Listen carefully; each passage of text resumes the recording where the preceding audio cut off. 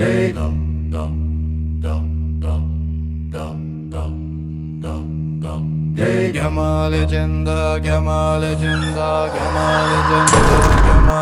Legenda Roro Jonggrang, kisah cinta dan kutukan di Candi Prambanan. Legenda ini berasal dari tanah Jawa, tepatnya di wilayah Prambanan, antara Yogyakarta dan Klaten, Jawa Tengah. Candi Prambanan yang megah hingga kini dipercaya masyarakat sebagai peninggalan dari kisah cinta tragis antara Roro Jonggrang dan Bandung Bondowoso. Cerita ini telah diwariskan secara turun-temurun, menjadi bagian penting dari budaya dan tradisi lisan masyarakat Jawa, penuh dengan nilai moral, cinta, dan akibat dari kesombongan manusia. Sebelum beranjak ke cerita lengkapnya, inilah ringkasan cerita sebagai berikut. Di tanah Jawa, pada masa lampau, hiduplah seorang putri jelita bernama Roro Jonggrang, putri dari Prabu Boko, raja yang gagah namun keras. Setelah Prabu Boko kalah dalam perang melawan Bandung Bondowoso, seorang pemuda sakti dari kerajaan tetangga, Bandung jatuh cinta pada Roro Jonggrang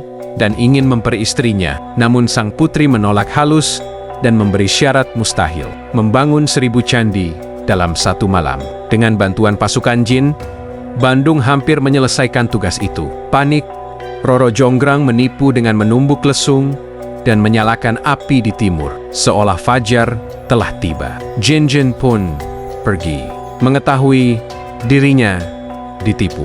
Bandung murka dan mengutuk Roro Jonggrang menjadi arca batu, melengkapi candi ke-1000. Legenda ini diyakini sebagai asal-usul Candi Prambanan Yogyakarta, Jawa Tengah. Di balik keindahan candi Prambanan yang menjulang anggun di antara hamparan sawah dan langit biru Yogyakarta, tersimpan kisah cinta yang getir. Kisah tentang keangkuhan, tipu daya, dan kutukan yang abadi. Inilah legenda Roro Jonggrang. Cerita yang telah hidup dalam ingatan orang Jawa selama berabad-abad. Namun, sebelum kutukan itu tercipta, sebelum batu-batu Candi Prambanan berdiri menantang langit, mari kita kembali jauh ke masa ketika kerajaan masih jaya. Di sanalah semua kisah ini bermula, dari seorang raja perkasa dan putri yang secantik rembulan. Bagian 1. Kerajaan Prabu Boko. Pada zaman dahulu, di sebuah kerajaan besar di tanah Jawa, hiduplah seorang raja bernama Prabu Boko. Ia tinggi besar, berwajah garang, dan dikenal sebagai penguasa yang kuat namun angkuh. Di balik sosoknya yang menakutkan, ada seorang putri yang sangat cantik. Roro Jonggrang, putri tunggal yang menjadi kebanggaan kerajaan. Kecantikannya tidak hanya memikat mata, tetapi juga hati siapapun yang memandang. Rambutnya hitam legam bagaikan malam, matanya berkilau seperti bintang timur, dan tutur katanya lembut seperti embun pagi. Namun, di balik wajah yang menawan itu, Roro Jonggrang memiliki hati yang teguh dan kebanggaan yang tinggi. Ia tak mudah jatuh cinta, dan tidak sembarang orang bisa memikat hatinya. Tapi di balik kemegahan istana dan tawa rakyat yang riang, awan gelap mulai berkumpul di langit kerajaan. Langkah kaki pasukan asing mendekat, membawa takdir baru yang akan mengubah segalanya. Bagian 2. Kedatangan Bandung Bondowoso. Di kerajaan tetangga, hiduplah seorang satria sakti bernama Bandung Bondowoso. Ia dikenal gagah, bijak, dan memiliki kesaktian luar biasa. Konon, ia mampu memanggil pasukan jin untuk membantunya dalam peperangan. Suatu hari, Prabu Boko, karena kesombongan dan nafsu berkuasa, menyerang kerajaan Bandung Bondowoso. Pertempuran besar pun tak terhindarkan. Dalam perang yang dahsyat itu, Bandung Bondowoso menunjukkan kesaktiannya. Dengan kekuatan gaib dan taktik cerdasnya, Prabu Boko akhirnya tewas di tangan Bandung. Namun, ketika Bandung memasuki istana, ia tertegun. Di hadapannya berdiri sosok perempuan jelita yang wajahnya memancarkan cahaya seindah rembulan. Dialah Roro Jonggrang, putri dari raja yang baru saja ia kalahkan. Kemenangan seharusnya membawa kebanggaan, tapi bagi Bandung Bondowoso, kemenangan justru menumbuhkan benih cinta. Di tengah reruntuhan perang, ia menemukan cahaya yang lahir dari wajah sang putri yang kini memenjarakan hatinya. Bagian 3. Cinta dan penolakan. Bandung Bondowoso terpesona. Dalam sekejap, hatinya luluh. Ia berkata dengan lembut, Roro Jonggrang, aku tidak ingin kerajaanmu hancur. Aku ingin engkau menjadi permaisuriku. Bersamamu aku ingin membangun kerajaan yang makmur dan damai. Namun, Roro Jonggrang menunduk dengan perasaan berkecamuk. Bagaimana mungkin ia menerima lamaran dari pria yang telah membunuh ayahnya? Dalam hatinya ia marah, benci, sekaligus kagum. Tetapi ia tidak ingin memperlihatkan kebenciannya secara terang-terangan. Dengan nada lembut namun penuh siasat, ia menjawab, Ampun Tuan, saya hanyalah seorang perempuan lemah. Bila Tuan benar-benar ingin mempersunting saya, izinkan saya memberi satu syarat. Bangunlah 1000 candi dalam satu malam. Bila Tuan berhasil, saya akan menjadi istri Tuan. Bandung Bondowoso terdiam sesaat. Namun karena keyakinan pada kesaktiannya, ia menjawab, mantap. Baik, Roro Jonggrang, aku terima syaratmu. Dan dari cinta yang tertolak, lahirlah tantangan yang tak masuk akal. Malam itu, langit Jawa menjadi saksi tekad seorang satria yang rela menantang waktu demi cinta yang mungkin tak pernah berbalas. Namun ketika harapan hampir menjadi nyata, rasa takut menggantikan cinta. Putri yang dulu lembut, kini mulai gelisah. Karena janji yang dibuatnya sendiri akan segera menjerat dirinya. Bagian 4. Malam penuh keajaiban. Malam pun tiba. Bulan menggantung di langit. Dan angin malam berhembus lirih di antara pepohonan Prambanan. Bandung Bondowoso duduk bersila di tengah alun-alun, menutup mata, dan mulai memanggil pasukan jin dari alam gaib. Suara gemuruh terdengar, tanah bergetar halus. Dalam sekejap, ribuan makhluk halus datang memenuhi perintahnya. Mereka membawa beta-beta besar dari gunung, menumpuk, memahat, dan menyusun menjadi bangunan megah. Satu demi satu, candi berdiri tegak di bawah sinar bulan. Roro Jonggrang yang menyaksikan dari kejauhan mulai gelisah. Setiap detik berlalu, satu candi selesai. Tengah malam, sudah 995. Menjelang fajar, jumlahnya sudah 999. Putri itu panik. Bagian 5. Tipu daya Roro Jonggrang. Roro Jonggrang memerintahkan, Cepat nyalakan obor di setiap sudut istana. Tumbuk lesung sekarang, seolah pagi telah datang. Dan aku tak akan membiarkan Bandung Bondowoso menyelesaikan candinya. Malam ini, dialah yang akan tertipu oleh siasatku. dayangnya menyalakan api besar di sebelah timur dan menumbuk ke lesung. Tanda pagi telah datang bagi para jin. Suara duk-duk-duk-duk dari lesung menggema di udara. Sementara cahaya merah menyala di langit, jin-jin pun berhenti bekerja karena mereka mengira fajar telah tiba. Bandung Bondowoso membuka matanya dan melihat jin-jin menghilang. Ia berteriak, Woi, mengapa kalian berhenti? Candi masih kurang satu lagi.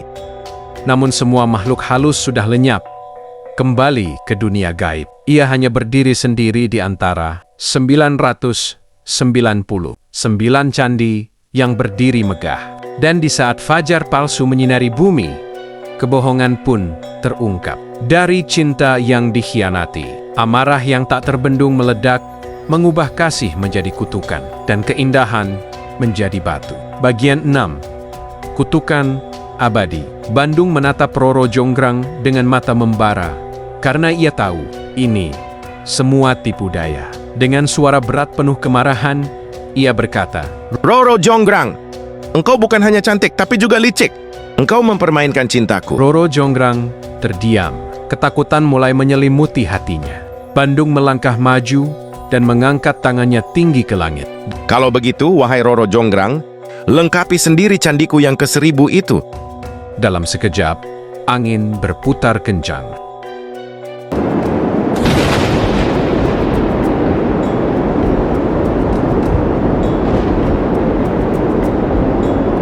Tubuh Roro Jonggrang membeku. Kulitnya mengeras menjadi batu, matanya menatap kosong ke depan. Ia telah berubah menjadi arca batu, berdiri di tengah candi terakhir, Candi Prambanan. Sejak saat itu, orang percaya bahwa Arca, Dewi Durga di salah satu candi, adalah jelmaan Roro Jonggrang yang dikutuk. Sejak hari itu, waktu tak lagi sama. Roro Jonggrang membatu, dan cinta mereka berhenti di antara debu dan doa. Tapi, kisah itu tidak pernah benar-benar hilang. Ia tetap hidup di antara beta-beta candi yang bisu. Bagian 7.